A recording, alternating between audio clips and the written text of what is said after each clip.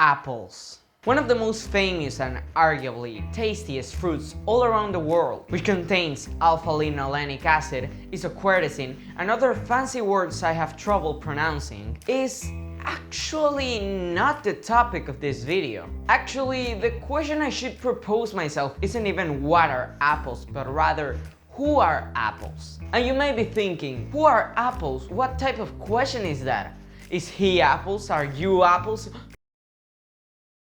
Am I apples? Well, obviously no.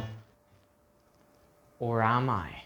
No, but seriously, this is not the question I should be asking either. Instead of who are apples, the correct question would be who is often represented by apples. Take a moment to think about this. If you thought of Steve Jobs, yeah, sure. But if you thought of Isaac Newton, that's completely right, because that's the person who I want to talk about. We all know Isaac Newton, the smarty pants who invented gravity and all that other fun stuff. But the thing is, he didn't actually invent gravity, he simply discovered it. And you might be thinking, well, gravity has existed since like the beginning of the universe. But hey, hold up a second. I just said that Isaac Newton didn't invent gravity. I didn't say that no one else invented it. So, today, we're gonna talk about the man who invented gravity.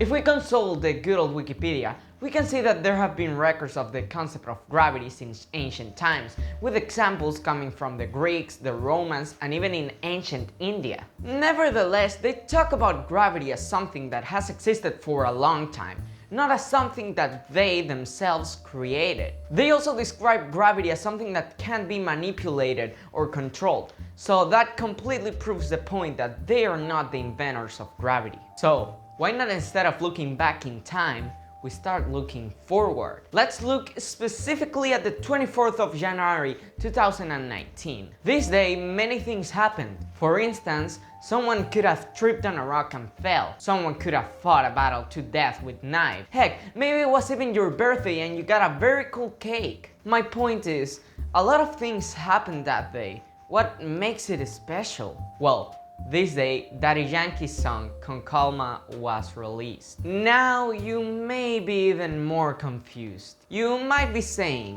what?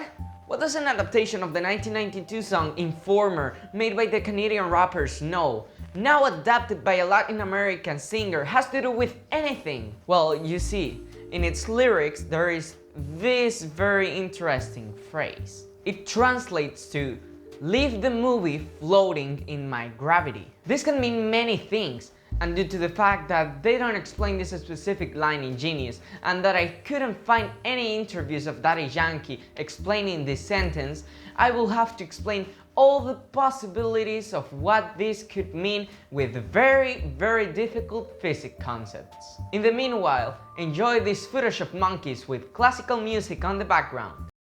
First, let's quickly define floating. According to the Merriam-Webster dictionary, floating refers to buoyed on or in a fluid. To answer why objects float on water, I had to get very deep into a physics forum, where one comment said, "The reason why an object is floating versus sinking into water is because, in the first case, floating, it is an equilibrium, i.e. the gravitational force of the Earth, which depends only on the mass, is compensated by the opposite buoyancy force produced by the surrounding water, which depends on the mass and the relative mass densities of the object versus that of water." The same user proceeded to explain why floating was not the correct word for a body moving in an empty space or somewhere with no air or buoyancy at all. They also say that, according to the theory of general relativity, gravity around a given mass curves the fabric of spacetime, i.e. it impacts the actual metric itself.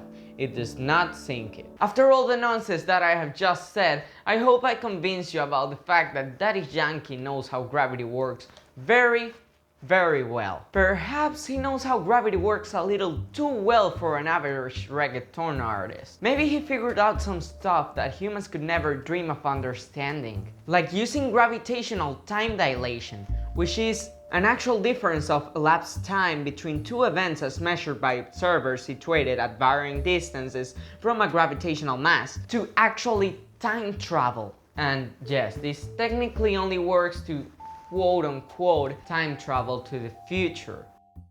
But what if it doesn't? What if Daddy Yankee knows something about gravity that we don't know? What if he can control gravity at his own will? Assuming all of this is true, it isn't that bold to assume that maybe Daddy Yankee traveled to the beginning of the universe itself to invent time travel in the first place. Therefore, Daddy Yankee is the inventor of gravity.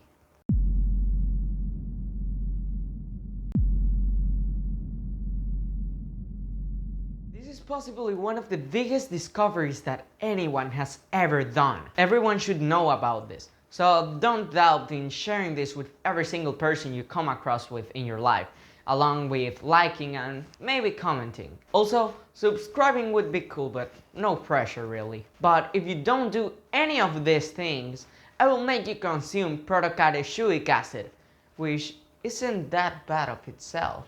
But you still have to watch my next video. But I've said enough. Gravitate around you the next time. Or will I?